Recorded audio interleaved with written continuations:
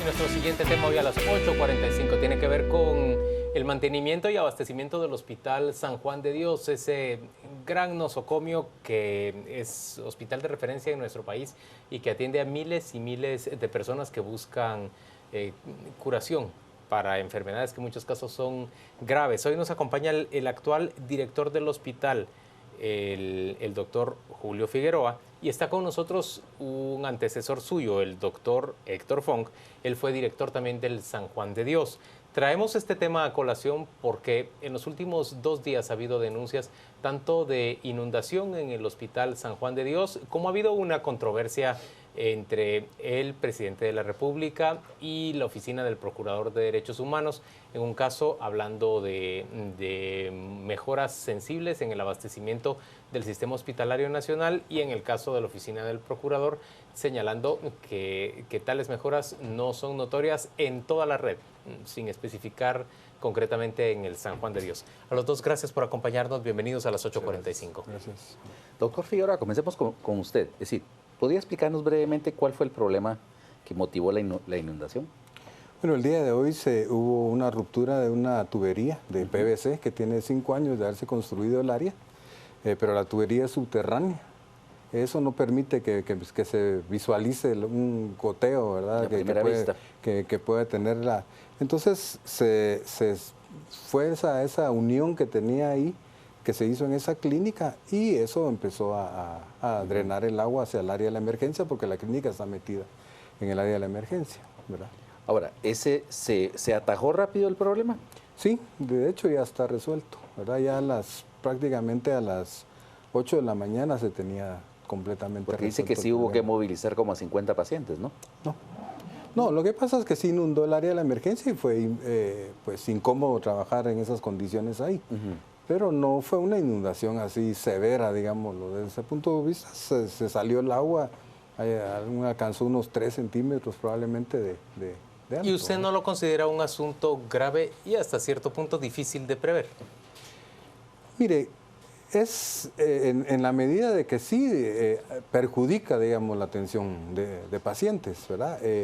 Pero son situaciones que se pueden dar a cualquier nivel, pues, ¿verdad? No es una situación así muy difícil de que no se dé, pues, ¿verdad? O catastrófica, o que señale una situación catastrófica del hospital. ¿Usted no ve así al hospital en este momento?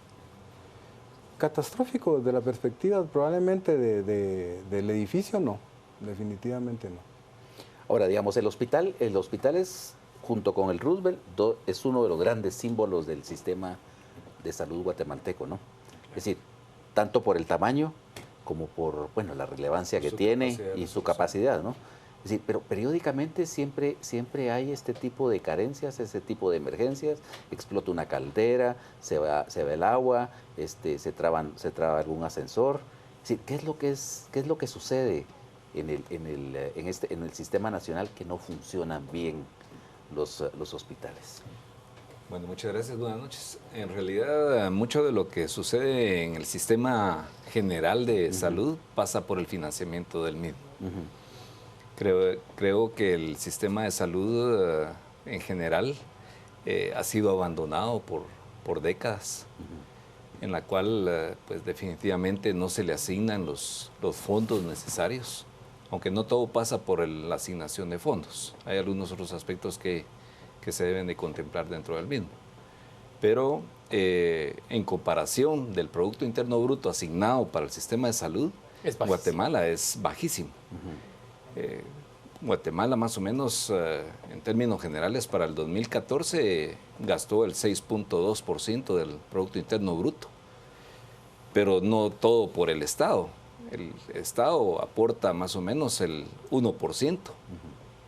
Y el 2% posiblemente lo invierte el Instituto Guatemalteco de Seguridad Social. El resto sale de los bolsillos de los guatemaltecos. ¿Podemos hacer una estimación de cuánto es digamos, el porcentaje de pacientes del Sistema Nacional, ICS, Hospital Militar,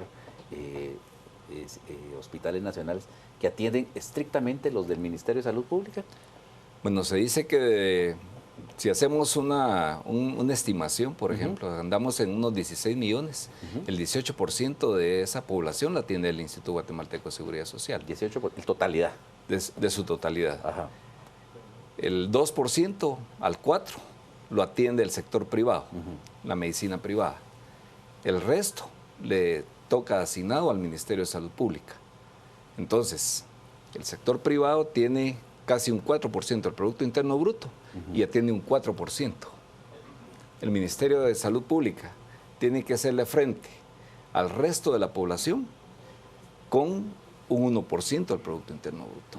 Entonces, aquí es una situación en la cual realmente el Estado como tal, principalmente el organismo ejecutivo y el legislativo, deben ver esto con mucha seriedad y hacer planteamientos muy claros con relación a la asignación que debe tener. Siempre dicen que van a aumentar para salud, pero cuando vemos cuánto se asigna per cápita por habitante de este país, da pena. Doctor Figueroa, la situación del hospital, usted tiene ya años de ser director del San Juan de Dios, ¿no? ¿Cuánto tiempo tiene de ser director del...? Un año y fracción. Un año y fracción, es decir, usted estuvo durante el gobierno de Otto Pérez Molina los últimos meses, los meses del gobierno de Alejandro Maldonado y lleva ya los 3 meses y piquito del gobierno de Jimmy Morales. ¿Ha mejorado la situación del hospital desde que cambió el gobierno, desde que entró el actual gobierno? Bueno, mire, una de las situaciones complejas para todo el sistema de salud y particularmente para el Hospital General San Juan de Dios era la deuda de arrastre que se tenía de años anteriores, porque eso evitaba la proveeduría por parte de los Claro, no le querían volver ¿verdad? a entregar a usted medicamentos si usted no había pagado. Exactamente, entonces una de las crisis perennes era el no tener el recurso de insumos necesario para trabajar. Pero una vez este año se ha empezado a pagar esa deuda, la proveeduría ha ido en incremento, ¿verdad? No hemos llegado al punto ideal, pero creo que vamos en ese camino. Desde esa perspectiva estamos bien. Ahora, falta inversión, ¿me entiende?, para todo el tema de infraestructura, recursos humanos y equipamiento del hospital. Porque el hospital no solo son medicinas, claro. Porque todo el mundo piensa que solo son medicamentos, pero no. Hay una serie de actividades dentro del hospital que lo hacen funcionar de una manera ideal. Y eso es lo que no tenemos un aporte en este momento. Ahora, digamos, en otros hospitales, como por ejemplo en el Roosevelt, hay un patronato que contribuye a subsanar muchos de los problemas de mantenimiento. ¿Existe un patronato actualmente en el San Juan de Dios? Mire, hay una fundación que de alguna manera ayuda al hospital, ¿verdad? Sin embargo, la fundación del Roosevelt se fortaleció durante los años que funcionó, ¿verdad? Porque ellos tenían un cobro que se les hacía a los pacientes que era como un donativo, lo manejaron como un donativo, que en su momento creo que llegaron a hacer con un aporte de unos 60, 80 millones por año. Entonces, eso sí fortalecía evidentemente el funcionamiento del hospital. Nosotros nunca pudimos tener ese aporte, ¿verdad?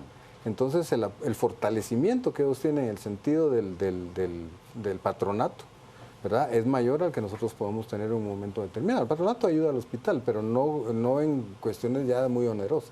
Doctor, entonces lo primero es que el San Juan de Dios sí está mejor abastecido en este momento en términos de medicamentos, gracias a que se ha pagado una parte de la deuda de arrastre. Estamos mejorando. ¿Qué le falta? Estoy hablando de abastecimiento de medicamentos. El problema ahorita de medicamentos, ¿me entiende?, ya está más relacionado con la capacidad de los proveedores de surtir a las instituciones. Y me imagino que fue porque no tuvieron el flujo de capital suficiente, ¿verdad?, para poder funcionar. Entonces, en este momento lo que estamos viendo es que ya hay una respuesta más adecuada. Pero por decirle, ya habíamos casi terminado de pagar la deuda de medicamentos y solo habíamos logrado que del contrato abierto el 45% de las empresas nos aportaran los insumos. Ahora eso ha ido mejorando, hemos llamado a los empresarios, les hemos preguntado qué está pasando, ¿verdad? Porque ahora sí estamos en condiciones de poder negociar ese tema, no como estuvimos el año pasado. Ahora, digamos, uno de los grandes problemas que se reportaba o que se reporta en el sistema hospitalario nacional es que es la ausencia de insumos, ¿no? Es decir, los médicos recetan y le piden al paciente que vaya a comprar las suturas, las agujas, es decir, las gasas, etcétera. Es decir, ¿eso ha sido siempre así en el sistema nacional?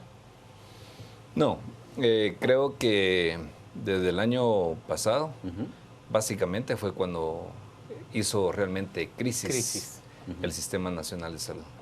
Y eso es lo que está pasando ahorita, es un reflejo es un arrastre prácticamente de lo que ha venido sucediendo. Pero siempre el sistema ha estado desfinanciado. Creo que, y lo otro que ha venido a incidir definitivamente es que el programa de extensión de cobertura se fracturó, prácticamente desapareció.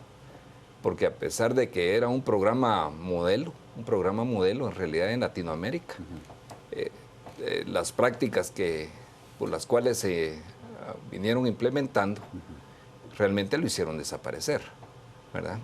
A través de prestadoras de salud que nunca estaban. Entonces, todos aquellos beneficiarios, que son casi 4 millones, que están en el área rural, ya no son beneficiarios del mismo.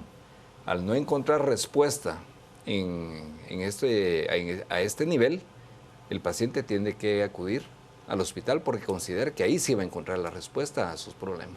Y esa es la causa de saturación, de exceso de demanda, de sobrecarga de los hospitales de atención total, ¿no? Mire usted, pues el sistema fue creado en la década de los 80, cuando era 1 millón la población de la ciudad capital. Sí. Ahorita está 6 veces esa población y el hospital no creció, ¿verdad? Entonces los hospitales se están volviendo insuficientes, no solo aquí, sino que en el interior del país también, porque no ha crecido el nivel de infraestructura de hospitalaria.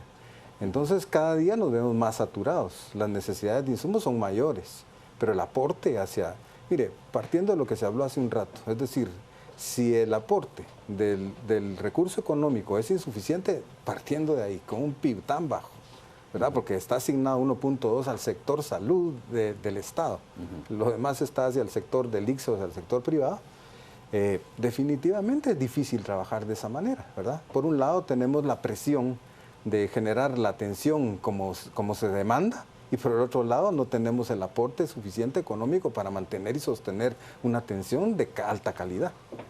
Ahora, ¿creen ustedes que puede haber durante este gobierno, puede haber un cambio a un modelo que sea más preventivo que curativo? Bueno, hay iniciativas ahorita que se están implementando. Hay un programa que se está implementando, tengo entendido, en Chiquimula, donde hay... O sea, digamos, sí hay algo. Porque la impresión a veces que tiene este gobierno es que solo se están poniendo curitas y se está manteniendo una inercia de funcionamiento. Hay algunos proyectos que se están implementando, como decía, a nivel rural y comunitario, con un paquete básico de asistencia a las comunidades, en los cuales consisten médicos, enfermeras y todo, y los cuales pues les va a dar prestación. Doctor, ¿y cuánto tiempo toma, digamos, una vez que tengamos montado un sistema de atención primaria apropiado en el país, cuánto tiempo tomaría para que deje de sentirse en los hospitales de referencia la presión que en este momento se tiene porque simplemente no hay ninguna prevención? Bueno, debe de haber un mayor financiamiento, pasando por eso. Mayor financiamiento va a dar mayor capacidad de contratación de recurso humano, mayor infraestructura y mayor abastecimiento para estas unidades. Claro, pero si tuviéramos el sistema de primario de atención, se tomaría por lo menos, ¿cuánto? 2, 3 años para que empezara a dejarse de sentir tan abrumado en términos de demanda en los grandes hospitales del país. Pienso que es complejo responderle a eso, ¿verdad? Es bien difícil decir eso. Porque realmente eso va a depender también de la respuesta que tenga la población hacia un sistema preventivo de atención en salud. Y luego le vuelvo a decir, ¿verdad? Si tenemos una cantidad de hospitales insuficientes en el país, por más de que queramos derivar o tener esta población a nivel de la atención primaria, de todos modos van a seguir saturando los hospitales. Doctor, yo tengo una última pregunta para usted. En términos de equipamiento, ya nos dijo que ha mejorado la situación en términos de medicamentos. En equipamiento, ¿qué le urge? ¿Qué piensa usted que sería prioritario en este momento en el hospital? ¿De equipo médico? ¿Equipo médico? De equipo médico nos surgen varias cosas, ¿verdad? Básicamente lo que nos surgen son máquinas de anestesia. Esta es una situación urgente dentro del hospital y luego viene toda una serie de equipos como endoscopios, como broncoscopios, como equipos para videocirugía, ¿verdad? Para fortalecer todo el tema de la cirugía videolaparoscópica. Ya. Señores, gracias a ambos por acompañarnos a las 8:45. Vamos con nuestra compañera Rocío Lazo. Ella nos cuenta qué se dice en las redes sociales sobre el tema de la salud pública y la situación del Hospital San Juan de Dios. Así es, Juan Luis, un tema que ha provocado mucha controversia en la población guatemalteca. Esperamos sus comentarios a través de nuestras redes sociales. Vamos a comenzar con Mario Figueroa. En muchos casos, cuando se llega al hospital es demasiado tarde. Es necesario invertir en salud preventiva y atención primaria. María del Carmen Aceña nos dice, la población se ha multiplicado y los servicios públicos estancados. ¿Cómo y en cuánto tiempo nos ponemos al día? Juan Morales, no estamos mejor. Poco a poco el hospital se cae a pedazos. No hay medicamentos. Unidades ejecutoras de hospitales y PDH coinciden en desabastecimiento. Por lo tanto, el gobierno miente. Eso nos dice Luis Enrique López. Liamuali, el San Juan de Dios nunca ejecuta el 100% del presupuesto asignado, solo en papel, porque no se lo acreditan. Susana de Valdés, y con 60 sindicatos, ¿cómo pueden trabajar para que los fondos alcancen? Gracias por participar a través de nuestras redes sociales.